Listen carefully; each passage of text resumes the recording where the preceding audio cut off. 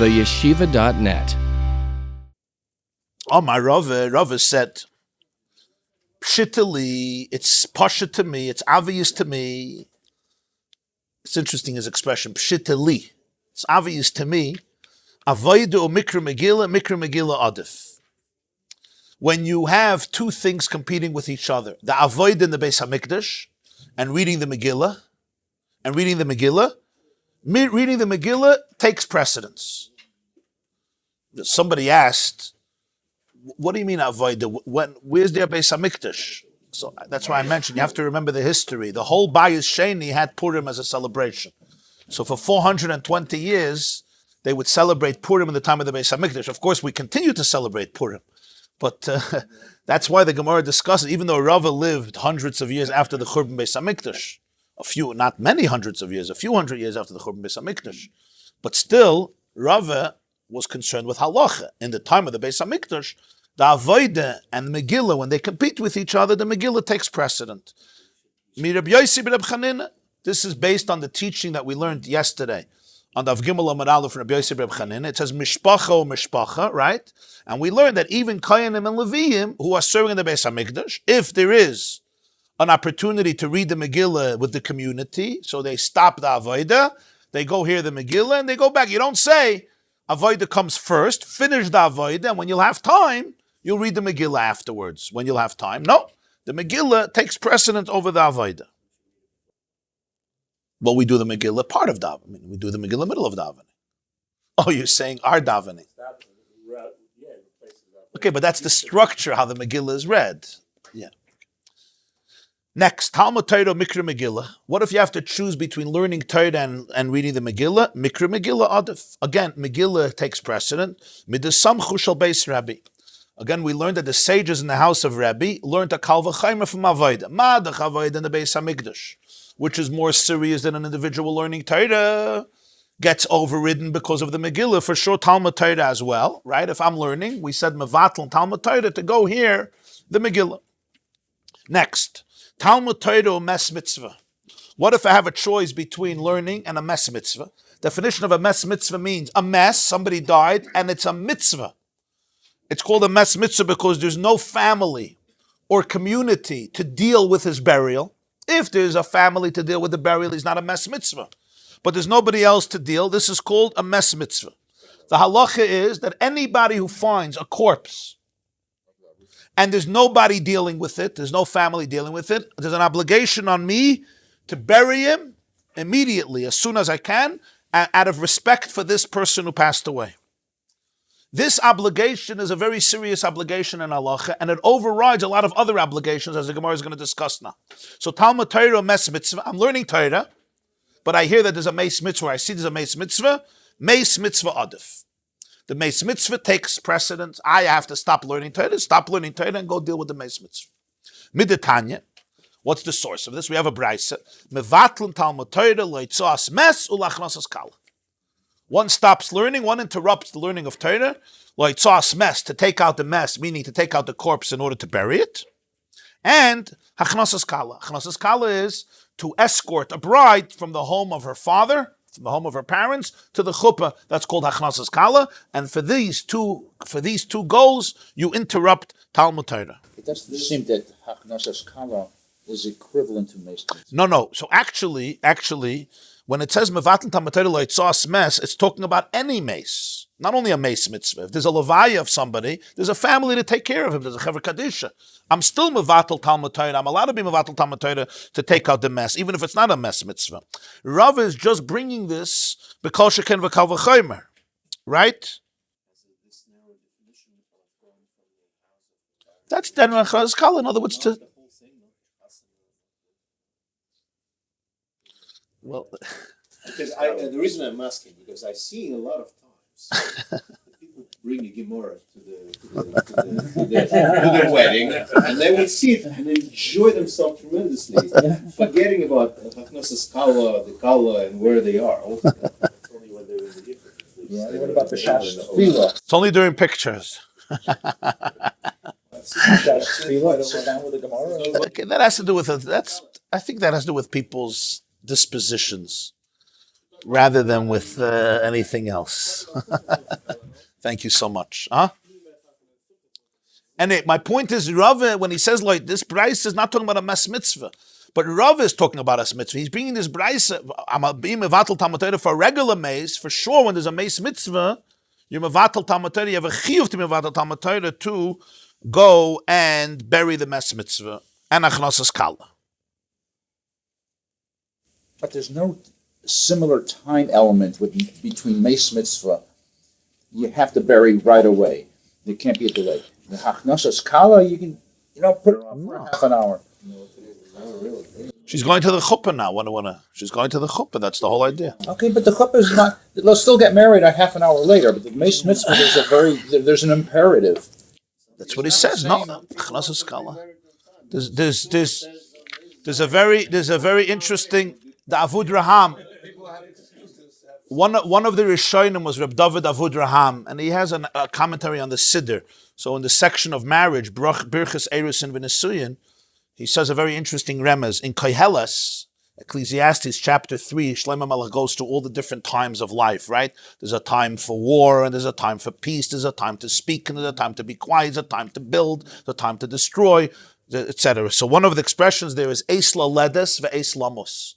There's a time to be born, and there's a time to pass away. Eis Latas, there's a time to plant, there's a time to uproot. Yeah. So usually most of them he does with a lamed in the beginning. Eis Laledes, Eis Lamos, Eis Latas. But then he comes to two of them where there's no lamed. He says Eis Sfoid ve'Eis Rekoid. There's a time to eulogize, and there's a time to dance. He doesn't say Eis Lispoid, ve'es lirkait. So the Avodah Raham says, why? Because the word lamed is Rosh Tevis of limud haTorah. So he says when it comes to sfoid and rekoid, you get rid of the lamed. You mevatel Talmud Torah, you mevatel the lamed, Talmud Torah, lilmoid, right? Lilmoid, lamed, limud, there's no lamed. You mevatel Talmud Torah for eulogy and for dancing. There's a word from the Toldos Yaakov Yosef, Nice, huh? The Avodah Raham says this in Koheles, yeah, in his Seder, in his commentary on Seder. The Toldos Yaakov Yosef was a student of the Baal Shem Tov, Yaakov Yosef HaKayin of Pulna. He was a Rav of a very, very distinguished community, Pulna, and he was considered one of the Go'enei Hadar. You could see in his Svarim. He was a big Av Bezdin, and somebody once asked him, he said, why do you go to the Baal Shem Tov? It's mamash bittul Torah. You have to travel from Pulna to Mezhebush. He would sit and learn day and night. He says, mamash bittul Torah. So he said, what do you mean? Mevatlan Talmud Torah like sauce mes ulachnas kala. They said, but you're going to the Baal Shem Tov. He says, what do you think I go for? I go for two things. Number one, to get the deadness out of me. Like sauce mes, I want to get the misa out of me. That's the first thing I go. Secondly, lachnas kala, I want to bring into me a kala, a love, a klois hanefesh, a kilyan, a desire, a yearning for Hashem. That's just Mevatlan Talmud Torah, to get rid of the mess and to bring in the kala. That's what he answered. Fine, but Sfart, learning in a wagon is not like learning in your house and etc. And you meet people, you know how it is. Huh? So he's Achnosas Kala as actually himself as a Kala. Yeah. Every Jew is a Kala. I want to bring in the experience, Lachnosas. I want to bring in the experience of Kala. Kala also comes from the word, every Jew is a Kala, a bride, and Kala also comes from the word klois, like kilyon, klois hanefesh. The soul goes out, the soul yearns. Nichsefa v'gam kol nafshi lechatzres beis Hashem. Right, my soul yearns, my soul goes out, my nefesh geht aros. So I'm bringing in the kala. He said, so I'm bringing in hachnosa, to bring in, to inculcate within myself the sense of kala. So that could bring kids to the Torah. Just a beautiful taich. Mevatl Talmud Torah, like sauce hames, to take out the deadness and to bring in a sense of yearning and pleasure and ecstasy with Hashem. Next, avodah mes mitzvah. What happens if I'm a kohen? I'm doing the avodah in the Beis Hamikdash, and there's a mes mitzvah. What do? Mes mitzvah adif. Here again, it's Parshas that Meis Mitzvah takes precedence. So the Kohen stops the Avodah in the Beis HaMikdash and goes to deal with the Mes Mitzvah. What's my source for this? Everything he brought a source. For the Megillah, he brought a source, Mishpacha. For Talmud Torah, he brought a source, Kal V'Chomer of Avodah. For Mes Mitzvah, he brought a source with Talmud Torah from a Bris. What's the source that you stop the Avodah for Mes Mitzvah? Maybe not. You need a source. You see, there's no such a thing, I want to do it. You have to know the source. So he says, Mi ulachaisai. From one word in Chumash, and that's the word lachaisai. What does this mean? This needs context. So, let me give a little introduction so we'll understand the next Gemarah. The pasuk is in Parshas Monsey. Parshas Monsey, Perik Vav, speaks about the halachas of a Nazir, a Nazirite. What's the halacha of a Nazir? A Jew who accepts upon himself to live in a higher state of holiness, a higher state of spiritual consciousness. As a result, he or she is not drinking wine, he or she is not allowing themselves to come in contact with a corpse, he or she is not cutting their hair. That's the halacha of a Nazir. A Nazir you could accept for 30 days, you can accept it for a year, you can accept it for 20 years, you can accept it for life. It's called a Nazir Olam, right?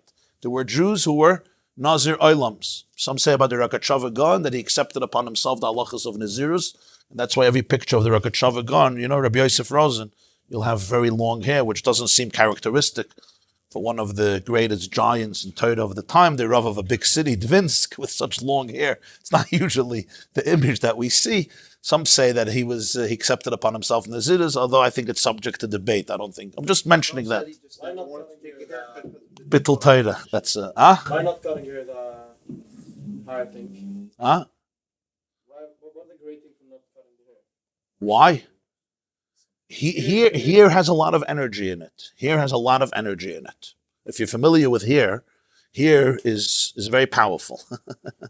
You're not so familiar, but if you'll understand what people do with their hair, here is a whole nails are something else.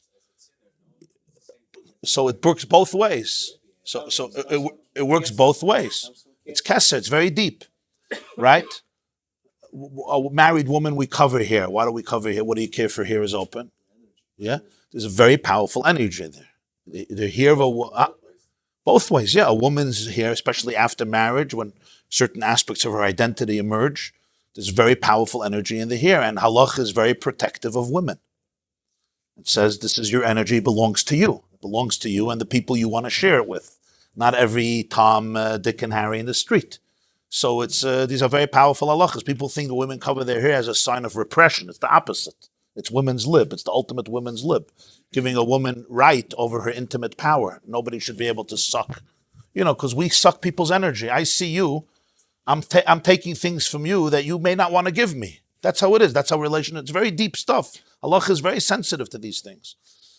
But hair has a lot of power. So a regular person, we don't say to leave the hair long. On the contrary, you're not supposed to leave your hair long. But a Nazir who's living in a state of holiness, the hair becomes an expression of his kedusha. The Levium in the Midbar cut their hair, dafka, right? One of the reasons Korach was jealous of Aaron. Aaron got the line gebart, and Korach, that was one of the Levium, and the Levium just in the Midbar, they had to cut even their beards. Only in the Midbar. It was not a mitzvah l'doiris. Okay, it's a ganze sugya. It's a ganze sugya. But it says kashemen hatoiv sheyared al skan Aaron. It says neskane Korach b'skane shel Aaron. Korach got jealous of Aaron. Aaron was a kohen. He got very jealous. Okay, it's a separate sugya. The point is, what do you want to ask? So the Nazir grows his hair long. A Nazir is not allowed to get tummy to anybody. He's not allowed to get tummy. So the pasuk says about a Nazir, the lashon is that this is Parshas Monsey, Perik Vav, Pasuk Vav. Kol yemei hazirei l'Hashem al nefesh meis lo yaveh. All the days that he's a Nazir, he's not allowed to come in contact with the soul of a dead person, meaning he's not allowed to come in contact with a corpse. Now, if I would just say this pasuk, it would mean he's not allowed to have in contact with any mace. Nobody. It says al nefesh meis lo yaveh. There's no exceptions. That means even his relatives. But then the Torah decides to specify the relatives. And it says, La'aviv, u'li'imai, la'achiv, u'la'achaisai, la'yatam b'maisam. Not to his father, not to his mother, not to his brother, not to his sister, to none of them can he become tameh. But 1 second, you don't have to specify it when you already made a blanket statement that he cannot become tameh to a mace, which includes everybody. So the Sifri, which is the basic medrash of Torah Shabbal Peh on Sefer Bamidbar, explains all these words, his father, his mother, his brother, and his sister. to add something special. What is the something special? The Brisa tells us. It says, what does the Torah want to say with v'la'achaisai? Let's go through first the first one so we'll appreciate the last one. La'aviv teaches me, to your father you can't get tamei. I already know I can't get tummy to my father. Why are you telling this to me? Only to your father, but there's somebody else you could get tummy to. Who? A meis mitzvah. You're not going to say your father not, your uncle, yeah. Your father not, the guy living near you, yeah. That wouldn't make sense. Your father not, but a meis mitzvah? Yeah. That's why it says your father not. In other words, when it says your father not, it's trying to include somebody who you are allowed to get tummy to. So you understand? It doesn't just say don't get tummy to anybody. Then I wouldn't get tummy to anybody. He adds, to your father not. I already know to my father not. You said anybody. My father's one of the people. This means my father, but there's somebody else. Yeah, who? A meis mitzvah. Gewaldige chiddush. A nazir is allowed to get tummy to a meis mitzvah. He violates his nazirus. But he's allowed to do it. Why? Because the covered of a meis mitzvah, because nobody else is dealing with this mess. That's going to be the net. Wait. What's le'imoy? Even if the nazir is a kohen and he's not allowed to get tamei, mes mitzvah is allowed. What's la'achiv? Even if he's a kohen gadol. Kohen gadol. Kohen gadol and a nazir. He has everything going for him in terms of Torah. He gets tamei from mes mitzvah. Fascinating halacha. So now imagine there's a kohen gadol, right? It's Yom Kippur, the holiest day of the year. He's in the middle of the Avodah, and there's some homeless guy, right, who's been homeless for 72 years. The Kohen Gadol stops the Avodah and goes and gets tamei to be able to pick up the mace and bury him. Fascinating. What's lachaisai? What's the last one? My sister, yeah. Sister not, somebody else, yeah. We already learned everything. One more thing. Fascinating.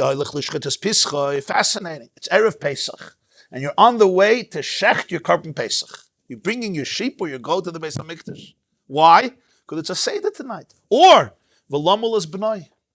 You're going to do a bris for your child. V'shama shemeis loy meis. On the way he hears that somebody died to him. What does it mean to him? One of his relatives. Let's say his brother, his sister. People that he's obligated to deal with. Yachal yitama. Perhaps he should go get tamei and deal with it. So we say, Amrit lo yitama. We say he shouldn't get tamei. What's the issue here? The issue here is fascinating. If he's going to go bury the person, he will not be able to bring the korban Pesach. Because even if somebody else will offer the korban Pesach, he won't be able to be included in it because he can't eat it. Because the moment he touches a corpse, he's tamei for 7 days. There's no way he's allowed to eat the korban Pesach. So that means he's going to completely obliterate for himself the mitzvah of the korban Pesach. His son, it's the 8th day, he has to have a bris. If he goes to deal with the levaya, right, and carry the corpse, his son is going to miss the bris. So therefore you say what? Lo yitama. We're not talking about mes mitzvah. We're talking about a regular person, a family member. Somebody else can deal with it. He doesn't have to make a bris, right? So then he doesn't get tamei, and he continues doing the bris, because it's the 8th day, tomorrow is already too late, and he continues to do the korban Pesach. The korban Pesach has Pesach Sheni. It has Pesach Sheni, but Pesach Sheni is only if you can do Pesach Rishon, and Bris you can also do, but these are all mitzvah iverison. These are all mitzvahs that are going to pass, and you have to do them today. So we say that the tumah of his relative doesn't override his obligation to circumcise his son. Of course, he can go to the levaya and not touch the corpse. We're not saying he shouldn't go to the levaya, but dealing with the corpse itself, becoming tamei, that there's no need. He doesn't do that. One second. We're not done yet. We're not done.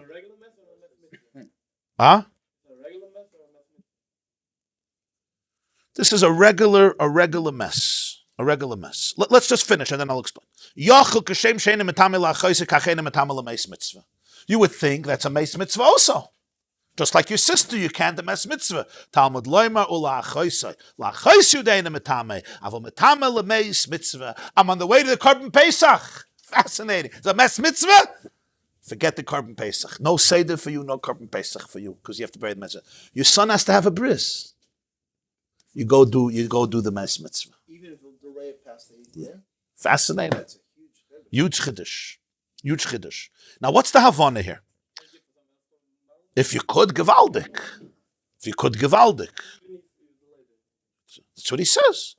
That's the Lachaisai. Lachaisai teaches me, so again, La'aviv teaches me, Meis Mitzvah, yeah, if I'm a Nazir, right?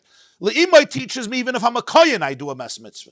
La'achiv teaches me, even if I'm a Kohen Gadol, I do a Mes Mitzvah. What's Lachaisai? Lachaisai is, even if I'm in the middle of, Lachaisai not, but if you're in the middle of doing a Mitzvah and there's a Mes Mitzvah, you override the Mitzvah and you take care of the Mes Mitzvah. Metamil Mes Mitzvah. So it's doiche the carbon Pesach. That's why Rava said, when there's Avodah and Mes Mitzvah comes first, because you see you're about to do the carbon Pesach, which is the Avodah in the Beis HaMikdash, and the Mes Mitzvah comes first. Now the Rishonim explain, what's the Havana here? The Gemarah says, Amrit lo yitama, you shouldn't get tameh to these people, your relatives, not a Mes Mitzvah, if you're about to do the carbon Pesach. What's the idea? We did say lo yitama. Lo yitama says by a nazir. A nazir, right? A nazir, the Torah clearly says you shouldn't get tameh. So we know that a nazirus is doicha the mitzvah of burying even relatives. If I'm a nazir, I'm not allowed to go bury my relatives and touch the corpse because I'm a nazir. But how could you learn from this by other mitzvahs? By other mitzvahs that I shouldn't go bury the corpse. You can't compare it to a nazir, especially by nazir. There's a lav and there's an essay. It says, Kol al nefesh meis lo yaveh, and Kol yemen Yizra Kaidu Shul Hashem. How could you learn that a regular essay should override the mitzvah of Tumas Krayvim? Nazir is different. There's an essay and there's a loisus, and the Torah says clearly you shouldn't get tummy to your relative. But is it really true that if you're going to do the carbon Pesach, you should not deal with a father, a mother, a brother, and a sister, the corpse? Maybe, yeah. Again, you can go to the Levaya, we're not talking about that, but you can't get tummy. That would be a very big chiddush, mamash a big chiddush.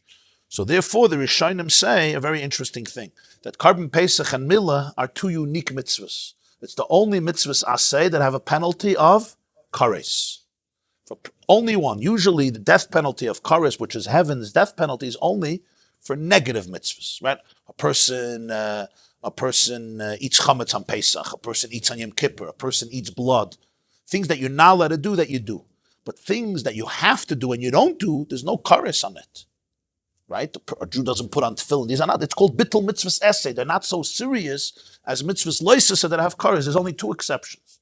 If I don't give myself a bris, if I don't circumcise myself, and if I don't do the carbon pesach. Those are the only two mitzvahs essay that by doing nothing, there's a chi of kares. So those mitzvahs essay are unique.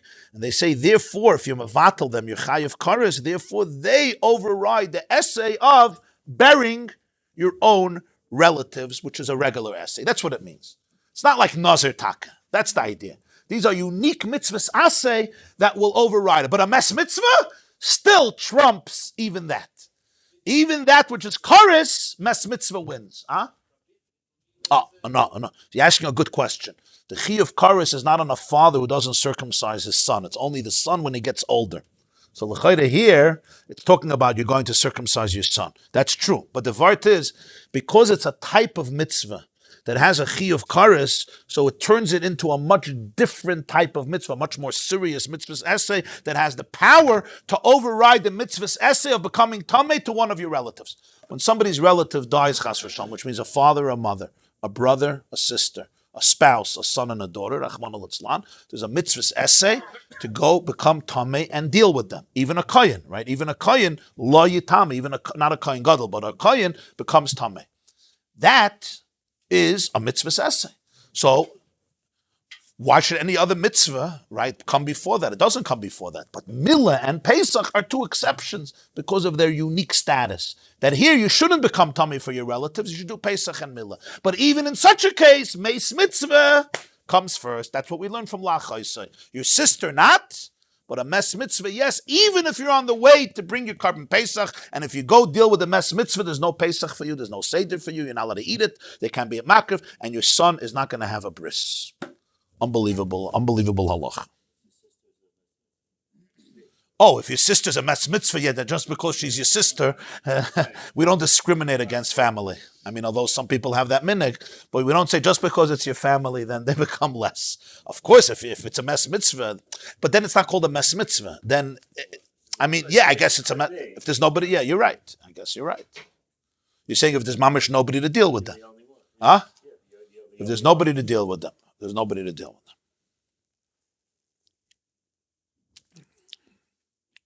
So it's I'm going to circumcise my son. It's right, and this is a mess mitzvah, right? So I have to stop the bris. It's called mitzvah. What if it takes me a few hours? By the time I'm finished, it's shkia, no bris. Okay, that's the halacha. That's what he says. This is all Rav is speaking. This is all simple. He says this is all obvious by me. Mes mitzvah trumps these. Here's my question: By Rav, mikra Megillah, mes mitzvah minayu. I know that mes mitzvah is doiche, even carbon pesach and milah. In other words, the fact that it's doiche, nazir, kohen, and kohen gadol, no. Pesach and milah is a bigger chiddush because this is all kares. A kohen becoming tameh is not an isser kares. Doesn't get kares. He's not allowed to. But here it's an isser kares. Still mes mitzvah is doiche. What about Megillah? What's the question? Mikra Megillah adav mishum presume nissa, or dilma mes mitzvah adav mishum kvayd habriyos. Perhaps Megillah is greater because Persumi Nissa. It's the publication, it's the publicity of the miracle that Hashem did for the Jewish people, and it overrides Talmud Torah, and it overrides Karbonos. Maybe it overrides also a Mes Mitzvah. In other words, you'll deal with the Mes Mitzvah afterwards. Or no, Kavod Habriyos. Mes Mitzvah is the glory, the respect for a person. Huh? I read myself Megillah. It's also Persumi Nissa for yourself. Of course, the more we do it usually b'tzibur because that's real Persumi Nissa. It's much more personal. If you have a mes mitzvah, probably alone. The mes mitzvah is alone. So the question is, what comes first? The city, the community is reading the Megillah now. It's not like Shiners every 15 minutes there's another Megillah reading. There's a Megillah reading right now, 9 o'clock in the morning, right? I could read the Megillah, and 10 o'clock I'll go deal with the mes mitzvah. Persumi Nissa. Right? Or I could say, no, I'm leaving, I'm not doing that. I'm going to go deal with the mitzvahs. Basa the boy, he asked the question, Hadar Pashti answered it. Meis mitzvah adif. The Amar Mar, because the master taught us. Gadol kvoid habriyas shadoiches loisus shabbatayra. An incredible statement. The kavod of people, the respect of people is so powerful, it overrides a loisus shabbatayra. Loisus shabbatayra means even a negative prohibition in Torah, something that Torah says you're not allowed to do, the kavod of people is one that overrides that. So even though Megillah is doicha mitzvah doiraisa, Talmud Torah and Avodah Karbonos, right? It's not doicha mes mitzvah.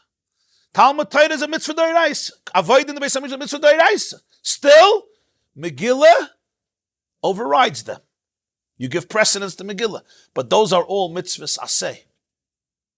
Kavod habriyas is doiche even a mitzvah loisasa, which is more stringent than a mitzvah aseh. That means that meis mitzvah is more important than mikra Megillah because it's kavod habriyas. Huh? Kavod habriyas is doiche loisasa. Where do you see that kavod habriyas is doiche loisasa shabbatayra? Rashi says loisasa the ksiv loisucha lis alim uksiv salamta pa'amim shatam salam koin zakavena levikvoida. Meaning, in Parshas Kiseitzi it says, when you see a lost object, you're not allowed to hide your face and make believe you didn't see it. You have a chiyuv to go and take this little puppy, or little sheep, or little donkey, or big donkey, and bring it home, right? What happens if you're a zaken ve'ena lefikvaida? You're a very distinguished, prominent person. Do you have to run after the little puppy and pick him up? And people will say, oh, kvoid harav, wow, you became a dog dealer, and so forth. So we learn out from the psukim that it says ve'salamta that there are times that you could ignore the Aveda. Why? Because kavod habriyas. So even though it's a loisas hashabbatayra, loisucha le'salam, but the kavod habriyas is doicha loisas hashabbatayra. That's what Rashi says. Kavod habriyas is the finder. In this case, the kavod habriyas is for the finder. Other Rishonim question this Rashi because they say, 1 second, how could you compare this to other loisas hashabbatayra? Here you're dealing with a monetary issue. In other words, if you don't do it, first of all, somebody else could take it and find it. And even if not, it's a monetary issue, and it's a special exception for a Talmud Chacham. How could you say here that there is this general rule that every loisas hashabbatayra, the Torah says you're not allowed to do something, and kavod habriyas overrides that? So therefore, others say, I mentioned in the first year, that loisas hashabbatayra is a euphemism for mitzvahs derabbanan. All mitzvahs d'Rabbanan are called loisas Shabbat because our source that we have to follow mitzvahs d'Rabbanan is that the Torah says, loisasur min hadavar asher yagidu lecha yamin usmal. You should not go away from the verdict that Bezdin gives you to the right or to the left. So therefore, loisas Shabbat is referred to chiyuvim, obligations, d'Rabbanan, mitzvahs d'Rabbanan, because it's the Torah that says, don't go away from what they told you, which is a loisasa. When I don't listen to them, I'm violating a mitzvah's loisasa. So Gadol Kavod Abriya Shadoicha Loisa Shabbat is basically a way of saying that the Rabbi said that whenever our commandment compromises the respect of people, we cancel our commandment. That's another way of interpreting this Gemarah. That the rabbis themselves put in a clause, like they put into the contract. When we made an obligation, if our mitzvah is causing the absence, it's compromising Kavod Abriyas, then you're not obligated. Classic example is Shabbos, you're in the bathroom, right? And there's the only things you could use to wipe yourself is rocks, which are muktzah. They used to use rocks. I don't know how, but that's what they used to use. So you're allowed to use it. I muktzah is an issur d'Rabbanan, but Kavod Abriyas, which is the dignity of a person, that you want him to sit there all day or to come, whatever. Obviously, we all understand what the kavod over there is. So l'chatchila, there's no loisasa, etc. No, the Nazir's sibling is going to be buried. He's not going to be left alone. I understand, but if there was no one to bury, then you're right. Then he's a meis mitzvah. He's not just because he's your sibling. He's not worse than a stranger. Right, that's an important idea. Just because he's your sibling, he's not worse than sometimes he is, I guess. There's a Gemarah. The Gemarah says, "Afal in Sanhedrin." The Gemarah says, "Afal pi shechata Yisrael." Right, a Jew, even if he sins. So somebody once said, "Afal pi shaloichat is eich Yisrael." You know, even though he lives near you and this, and he's not the biggest sinner, is eich Hayid. You could be nice to him also. Yeah. I heard a story once, a very short story. I don't know if it fits in here. That Moshe Feinstein was walking with some of his married children on the service lane of the Ocean Parkway.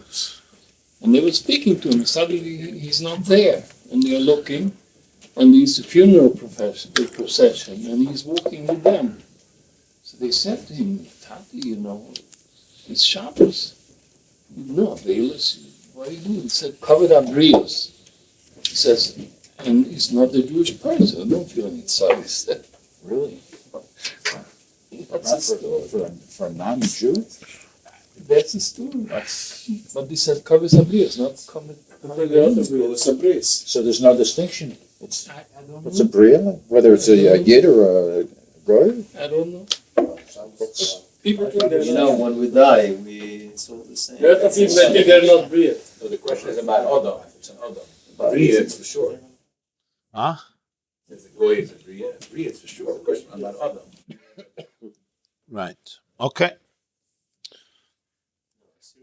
I do want to just say that there is one of the Rishonim, the Chidush Haran, who takes this much further, and he says, no, Rashi is absolutely right, that just like by Meis Mitzvah, if you see a Meis Mitzvah, you don't have to bring the Carbon Pesach, you don't have to be mal your child. That's what we learn out from V'lachaisai.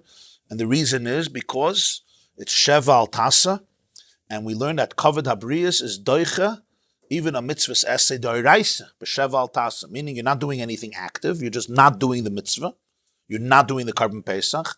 So Kavod Habriyas is doicha, even a mitzvah's essay doiraisa, when you're doing it passively, you're just not doing the mitzvah passively. And he says that's pshat by the Avodah, zaken ve'ena lifik kvaida. You don't have to run after the Avodah, you're not violating something actively, you're just being passive. And Kavod Habriyas is doicha that. And he says the same is true also with Megillah. Megillah is, you're not reading the Megillah, there's a mes mitzvah, and you're not reading the Megillah at least now. Again, it's a union of Sheva al Tasa, and even if it would be Dairaisa, it would be Nitche from a mes mitzvah, but Sheva al Tasa because of Kavod Habriyas. So that's actually, he goes even a step further. So, B'meila, what's the conclusion? That Rava told us that there's nothing that pushes off Mikra Megillah besides a mes mitzvah who has nobody to bury it. If you do see a mes mitzvah, you bury him first, and only afterwards will you go back to read the Megillah. The mes mitzvah comes first. Says the Gemarah, Gufa. We learned before, I told you the Maisa once with the Gebrochts. I told you the Maisa. It's a beautiful story. the previous Lubavitcher Rebbe, the Rebbe Rayatz, by Chassidim, they're very makbar on gebrochts, right? The matzah shouldn't get wet. It's a big chumrah of Chassidim, they're very makbar on it. So he was once eating Pesach by him upstairs, 770 Eastern Parkway. It's the previous Lubavitcher Rebbe whose yahrzeit is tonight. Your Shevat. So he was eating. So there was a tish. There was a Yom Tov meal. There was somebody there who was not a Chabad chassid. He didn't know about gebrok. So he took the matzah and he dipped it into the, what was it called? Not the soup. The borscht. The beets, the vinaigrette, whatever they called it. And he made himself a nice red matzah and this. So there were a few bachim there. They got upset. They start telling him, "What are you doing? We don't do this." So the Lubavitcher Rebbe, Rabbi Yosef Yitzchak, was at the head table and he saw there's a commotion. So he asked somebody near him, Reb Shmuel Levitin, "What's the commotion?" So they said this. So he didn't know. He said, "I'll find out." So this guy comes here, right, to the Rebbe's table, and he's making a brok. So they're telling him not to do it. So the Rebbe said these words: "Beser aroite matzah v'aroiten ponim." Better a red matzah than a red face. Better a red matzah than a red face. Huh? Yeah. Okay. Gufa. We learned before Amar Rabbi Yeshua ben Levi. Rabbi Yeshua ben Levi told us, "Krach v'chol hasamach loy v'chol hanirim nidin kikrach." When you have a city that's fortified, it has a wall. Any city that's near it, like we said, as long as it's within a kilometer, a mil, or any city that can be seen with the city that is fortified, even though it is not so close. Nidoin kikrach, they all have the status of a fortified city, and you make Purim on the 15th of Adar. That means if I'm living in a city that has a wall around it, so there's a city right nearby, doesn't have a wall, it gets attached to my city, and we also do testimony. Or if from the city with a wall, I could see the open city from where I am, it's also considered as part of the fortified city. And we explained then the logic behind Rabbi Yeshua ben Levi. This has to do with the first year when Purim happened, that those who were living in unwalled cities, they would escape into the cities that had walls if they were right nearby, and therefore they experienced the whole story differently. Tana, we learned in a Bris, Samach afal pisheine, nira afal pisheine samach. It's one of the two. If it's close, even though you don't see it, if you see it, even though it's not close. He says, Bishlei nira afal pisheine samach mashkachasla. I understand how you can have an open city that you could be seeing from your city, even though it's not close. Could go into Yasfa B'roi Shahar.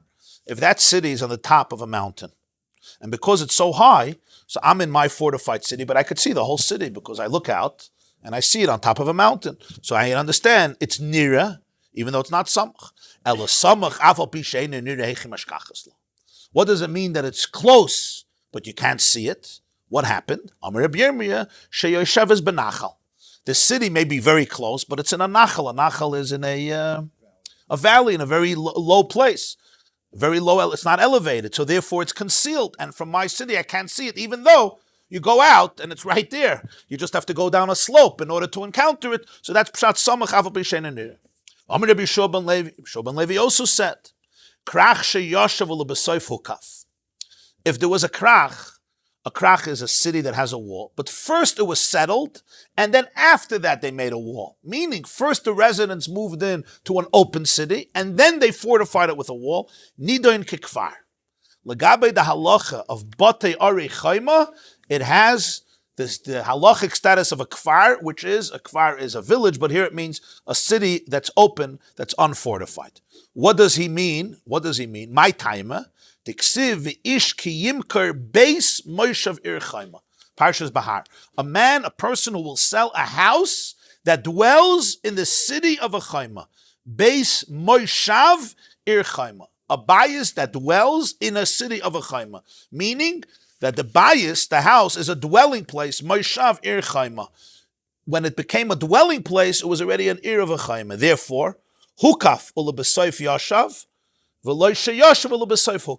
It has to be first they made a wall and then he settled it, not settled it first and then it had a wall, because it says the lashon is Beis Moishav Ir Chayma, right? Moishav, which is with a patach, Moishav, not Moishav, in Hebrew grammar is connected to the next word. Moishav Ir Chayma. It was settled as part of a city with a chayma. When you settled it, it had a chayma, not the other way around. What is Rabbi Yeshua ben Levi talking about? This is a fascinating halacha in Sefer Vayikra in Parshas Bahar. The Torah says if a Jew is poor and he has a home in Eretz Yisrael and he wants to sell it, I want to sell my home to somebody because I don't have money, I need the money, so therefore I want to sell my home. So the Torah says you could sell it, but you could buy it back, you could redeem it. If you come up with the money, let's say I sold it for $1 million or $500,000, if I come back with the money, I could force you to give me back the house and give you back the money. Of course, I have to be able to redeem it. The guy is you're not allowed to cause him a loss. That's called the din of geula. There's a difference, however, if it was a house in a city that was fortified or a house that was in a city that wasn't fortified. A house that in a city that wasn't fortified, then you could redeem it for many years, and even if you'd owned by Yovel, it goes back to you. There was no sale in ancient Eretz Yisrael that was more. Usually Yovel, it went back. Obviously, you paid that price because you knew that by Yovel, you're only having it for 50 years at most, maybe even less. That's if it didn't have a wall. What happens if it was a Batei Arei Chaima? Batei Arei Chaima means it was a house in a city that has a Chaima. Everything changes. You're only allowed to redeem it for year one after the sale, and afterwards it never goes back to you. So this is a unique stringency of Batei Arei Chaima. It was a way of discouraging people of selling it. Or if you do, redeem it in a year. Get the money and redeem it, because afterwards you're going to lose it for good. It's a unique exception. Even after Yovel. It's litzmisus. It never goes back to you. So Rabbi Yeshua ben Levi says, what if there's a wall, but the wall came only after the residents settled? Then it has the halacha like an open city. It has to be Beis Moshav Ir Chaima. First Chaima, and then it was a Yashav. But Amr Rabbi Yeshua ben Levi. Rabbi Yeshua ben Levi also said, Krach shein by Asara Batlanim. A city that doesn't have Asara Batlanim. Asara Batlanim, a batlin, by us means a batlin, somebody who does nothing, right? A batlin is a bottle. But Asara Batlanim means people who are batlanim, they're bottled from work, and they're always in Beis Medrash and Shul in the morning and in the evening. In the big cities, they had a minig that they used to take at least 10 Jews, and the community supported them, and they were always in Shul or Beis Medrash, davening and learning. This is called Asara Batlanim. 10 people they would choose, they would support them, and they would sit, daven and learn. They were in Shul always. Whenever you saw that you came to Shul, they were there. It has the status of a kfar. What do we mean it has the status of a kfar? That you're allowed to read the Megillah on Monday or Thursday before you Dalet Adar. Why? Since there's no fixed minyan every day, so therefore there's a concern they won't have a minyan for the Megillah on Yom Kippur if it's a city that has a Asara Batlanim. So every morning and every evening there's a minyan. So therefore there's no question that Purim you'll have a minyan there. But if it's a city that doesn't have Asara Batlanim, so then there may be days and days where the shul is empty. You're going to come Purim, and there's no minyan there. So therefore, you have to go to the big city that has Asara Batlanim. But you already went in on Monday or Thursday, remember, because you went for the court cases, or you went for Kriyas HaTorah. So in such a case, it's Nida and Kikfar, you have that, even though it's a big city, but if it doesn't have Asara Batlanim, it's like a little village, like a little farm, and you could go in and read the Megillah the Monday and Thursday before Purim. You don't have to wait for Purim. Why? Because on Purim you may have to schlep again into the city, and because you may not have a minyan. You may have a minyan because it's a big city, but you may not have a minyan. Maika mashmalon. What's the chiddush of Yeshua ben Levi? Taneinu, we have a Mishnah, and hey, Ezi ir g'dayla kol sheyesh basara batlan and pachas mekanarei kfar. That's the next Mishnah. Hey, what's considered a big city where you have Asara Batlan? Asara Batlan means you have 10 people in shul every day. There's a fixed minyan. The point of Asara Batlan is in the morning there's a minyan, at night there's a minyan, because you have 10 people. This is what they do. It's hard for us to understand because work today within the industrial revolution, work changed. But remember, most of work, or a lot of work, was agriculture, farming. No, this concept, what do you mean there's no minyan? Yes, Jews were in the villages and farms. You could have shuls, but everybody had to go to work. It wasn't like, internet. You're running businesses from internet. You sit here with a computer half a day and you're making your millions of dollars selling buildings or whatever you're doing. It's a different, you have to just understand, even factories and machines, all this. You can have a big city, but the shul could be empty. Could be sometimes empty, sometimes not empty. We're not talking about Shabbos or Rosh Hashanah or Yom Tov and so forth. So that's what he says. If there's a Sarah Batlanen, it's an Ir G'dayla. Pachas Mekanarei Zekfar. So he says, Krach Itzrich. Rabbi Shua ben Levi is saying a Chiddush because he's talking about, he says Krach. Krach means a big city. A big city means there's a lot of streets, there's marketplaces, people come from the environment. It's not an ear, it's a krach. The Mishnah says, Eze ear, pachas mekanarei zekfar, but a krach is like a metro, it's an urban city, it attracts a lot of business. Even though lots of people visit it from outside, and these people, when they come for a visit, they don't have the same schedule, and they come to shul, because they're coming here as strangers, as tourists, or as visitors, so they're not busy a whole day with work, so you would think they would go into the category of asar batlanim. He says, no. Because Batlanim needs people who are residents. You can't rely that on Purim there's going to be 10 guests who come and they're going to come to Shul because they have time and therefore we'll have a minyan. That's the Chiddush. Even though it's a krach, it's filled with visitors, but that doesn't turn it into a city of Asar Batlanim, and therefore Rabbi Shua ben Levi says that you could read the Megillah earlier. The Gemarah says, V'amar Rabbi Shua ben Levi, krach shecharav u'lebesoif yashav nidin kikrach. What about a krach that got destroyed? And then it got settled, it's considered a krach. What does he mean? My charav. What does he mean charav? What is he talking about? Maybe he means that in the days of Yeshua ben Nun it had a wall. And then the wall got destroyed. So yashav in, lo yashav loy. So Yeshua ben Levi is, if they rebuilt the wall, then it's considered a krach that has a chayma. If they didn't settle it and rebuild the wall, it's not. That's Kavalda Kichlir of Yeshua ben Levi. It's not enough that it had a wall by Yeshua ben Nun. If that wall is gone, it has to be a city that they resettled and rebuilt the wall. Then it has the status of Tisva. Is that the Chiddush of Yeshua ben Levi? Vatanya, but this would not make sense. Rabbi Lezer bar Yosi says about Batei Arei Chayma. The pasuk says in Parshas Bahar, we're going to read the pasuk. V'kam habayis asher ba'ir asher loy chayma. Remember, if you didn't redeem your house after a year, so what's the halacha? V'kam habayis asher ba'ir asher loy chayma. The house in the city asher loy chayma that has a wall.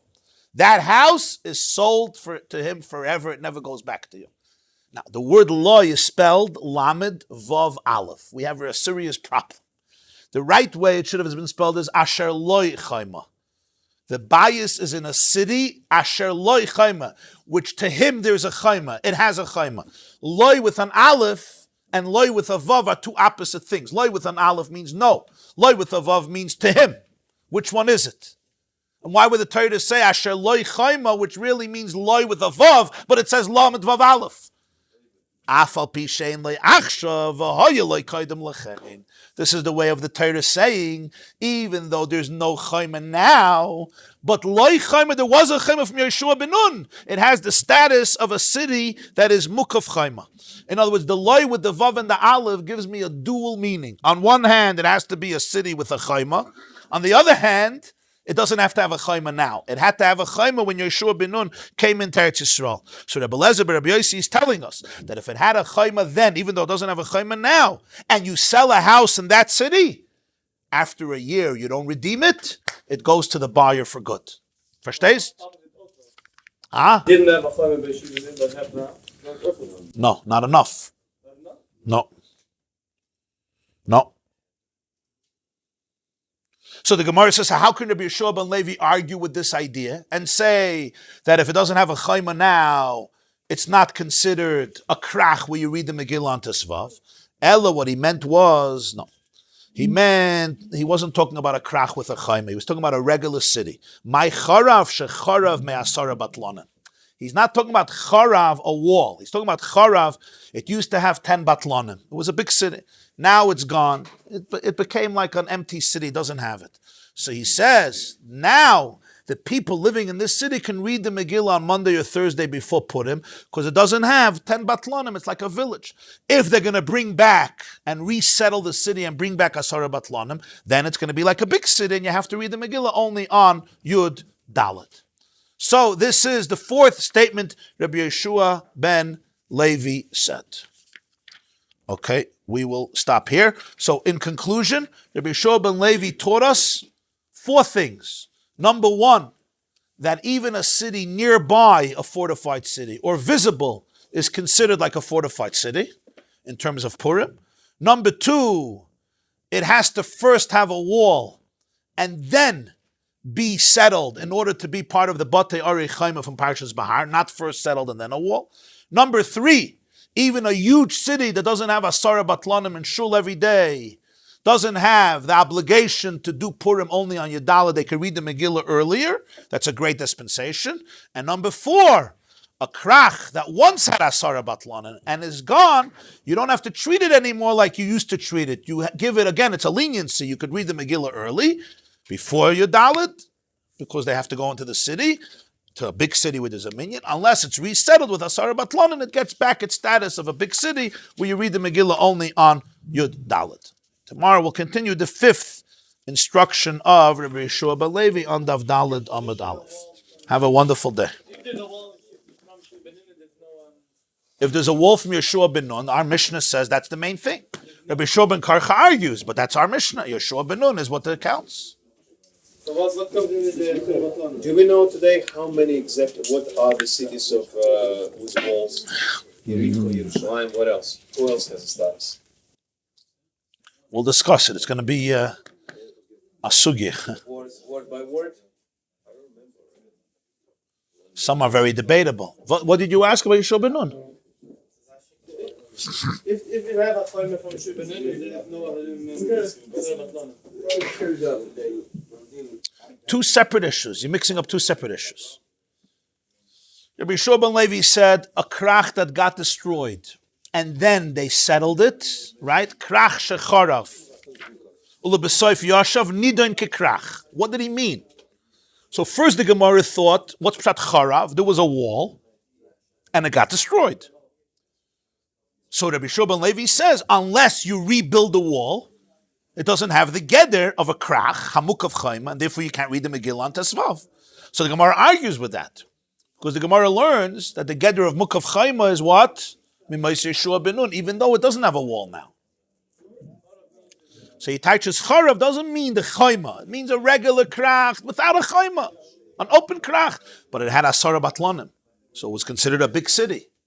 A city where you read the Megillah on your Dalet. And then charav, it emptied out, including the Asara Batlanim. So now it goes back to the status of a village where you could be makdim liyom haknisa. You could read the Megillah before you dalit because they have to go into the city.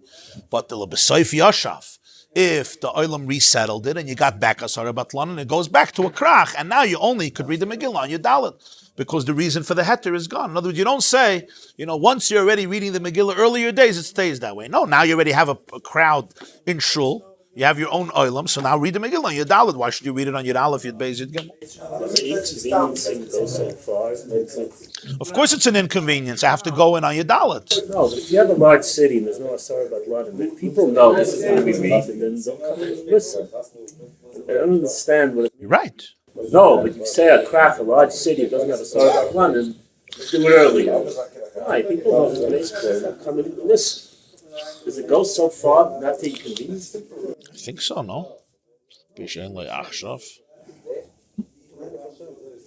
Everyone's busy today too, and then there's a time to come and listen. That's part of it. In our Sefer Torah, by the way, it says Lamed Aleph. We read it as Loi, Lamed Vav. That's what you have to have kavanah as Loi.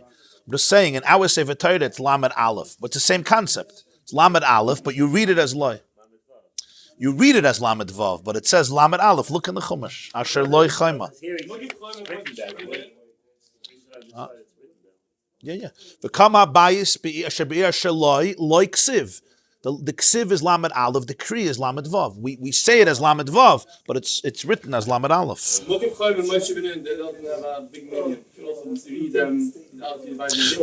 No, so the question is, why is there a ksiv and a kri that are opposite? So from here, Rabbi Lezer, Rabbi Yossi learned that it has to have a wall, but it doesn't have to have now a wall. Asher loi chayma now, but it had a chayma the time of Yehoshua ben Nun. I'm sorry, what do you ask? Also have the limit to read only that was. That's an excellent question. That's an excellent question. Take a look in Tosfos. Krach she'ein bo yud batlonim nidon kekvar. You see? You see Tosfos krach? Krach she'ein bo yud batlonim nidon kekvar? Right hand of Gimel Amud Beis. You have it? What did Rabbi Shimon Levi say? Rabbi Shimon Levi said that a krach that doesn't have yud batlonim, it's like a kvar. So Tosfos says, "V'tzarich loymar the mayri b'stam krachim amurim b'talmud."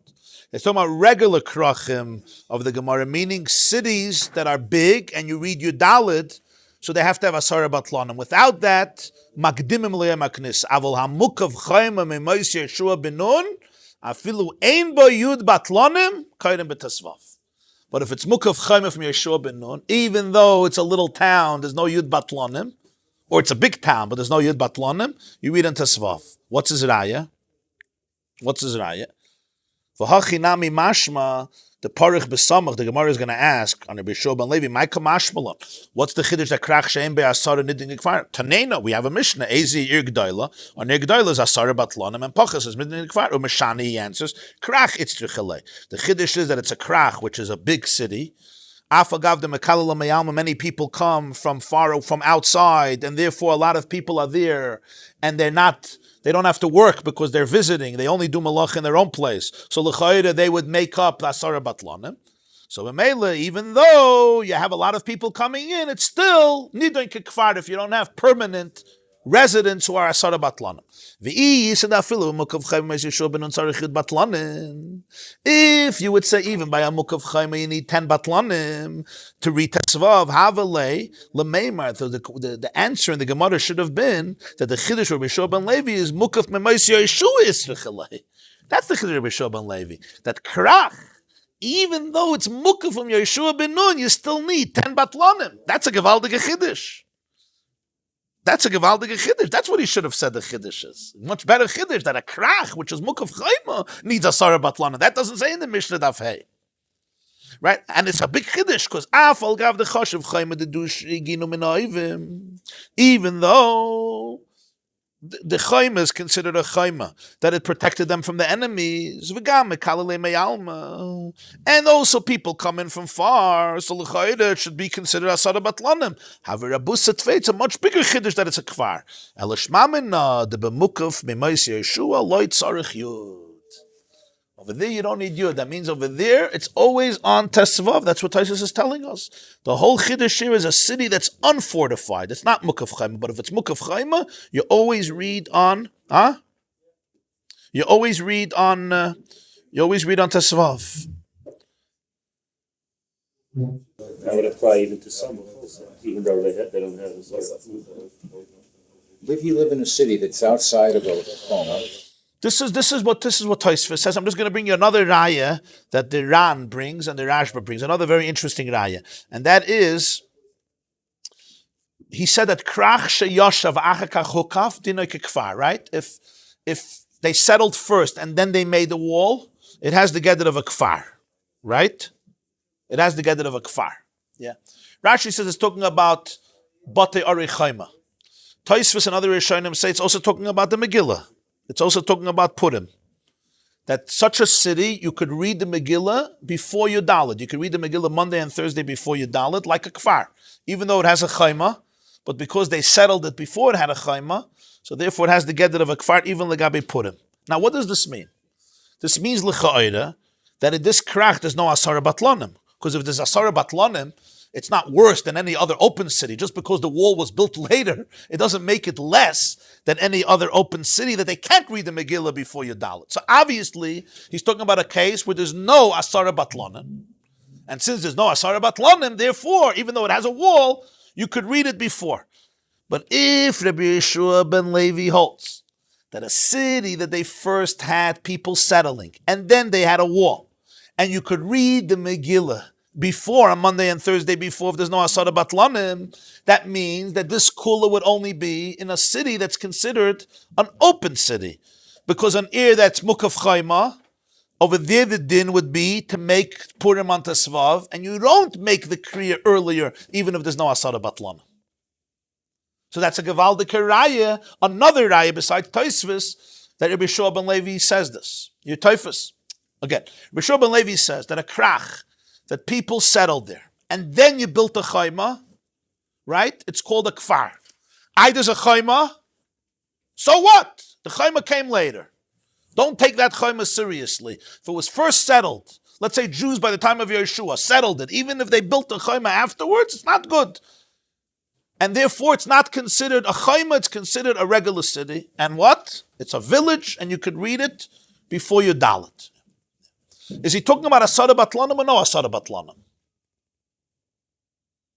Obviously no Asara Batlanim. Asara Batlanim, why would it be worse than any other city without a wall, just because it has a wall? So he's talking about no Asara Batlanim, yeah?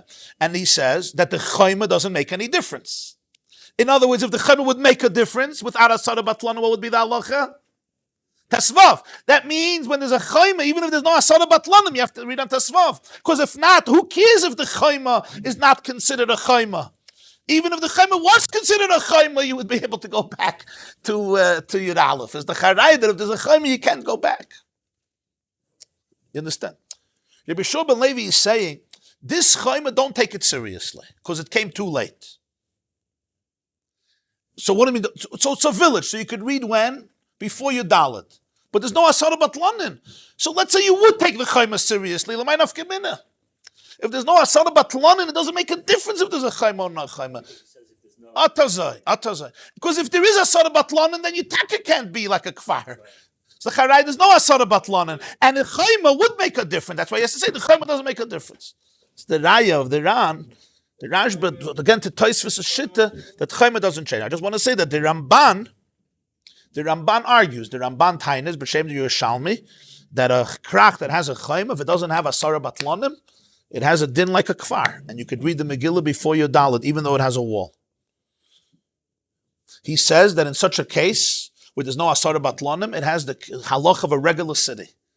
So if you have asara batlanim, you read it on your dalit, and if you don't have asara batlanim, you can read it Yud Aleph, Yud Beis, Yud Gimel when they go into the city. Even though it's mukav chaymam and Monsey Yeshua benun, because it doesn't have asara batlanim. Gevaldik chiddush of the Ramban. That's the Ramban's shit. Tosfos says not. I'm just telling you the Ramban's shit. What do you mean Yud Aleph, Yud Beis? You can see the Yud Aleph or Tesvav. Well, we learned in first Mishnah that in little villages where they didn't have a minyan, they could go into the city Yud Aleph, Yud Beis, Yud Gimel, and hear the Megillah then.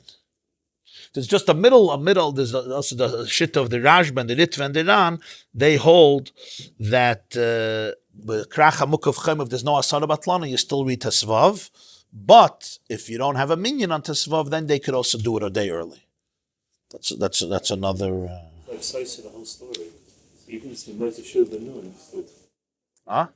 He's like destroying the whole story. He says if it's Mosey should have known, there's no Asara Batlana, so you could do it before. It's like almost destroying the whole story. No, but the point is they can do it then. You're right. Tosfos holds not. Now, L'Poel today, we don't have the concept of Asar Batlanin. We don't have the concept that, yeah, you have Koilim, but I'm saying there's no like Hakpodah that you have 10 Batlanim in every Kehillah. And, but it's not so Negeya because, as we just learned, the point is a city that doesn't have Asar Batlanim, you could read before you dalit. That's the point. But today, we don't do that. Today, this Indian of reading before you dalit is not part of our tradition and custom. Everybody reads on your dalit. So therefore, it's not so negeya because Asar Batlanim, because we anyway don't read before you dalit. The Chiddush would be according to the Ramban. The Ramban holds that if there's no Asar Batlanim, even if it's a Mukav Chayma, you don't read on Tesvav, you read on your dalit. That would be a Gevaldik Chiddush. That according to the Ramban, even today, if there's no Asar Batlanim, a Mukav Chayma, you have to read on your dalit, not on Tesvav. But the truth is, as many poskim explain, and the Ramban himself says, when you have a big city and there's people in Shul in the morning and at night, that's called Asar Batlanim, even if they work. The point is that there's a minyan going on, then you has a din of Tesvav. So therefore, you're right. But they're usually not Mukav Chaim Mosey Yeshua ben Nun. In other words, you don't have to be makdim l'yayim haknisa. Yeah. The Alazachin. Sure. Pleasure to have you. Everybody's invited tonight. We're having a Fabrengen tonight. This class is brought to you by theyeshiva.net. Please help us continue the classes. Make even a small contribution at www.theyeshiva.net/donate.